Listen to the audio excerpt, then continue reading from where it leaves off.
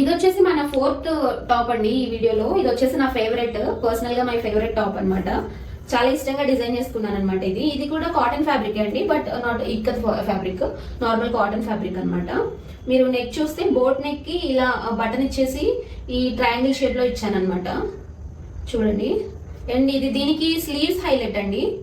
Sleeves చూస్తే మీరు చూడండి, ఈ మోడల్ చాలా బాగుంటుంది అనమాట. డిఫరెంట్ గా ఇలా పైపింగ్ ఇచ్చేసి 3 హోల్స్ లాగా డిజైన్ చేసి దానికి బటన్స్, ఇది నార్మల్ గా బయట తెచ్చుకొని బటన్స్ యాడ్ చేశాను అనమాట ఇక్కడ.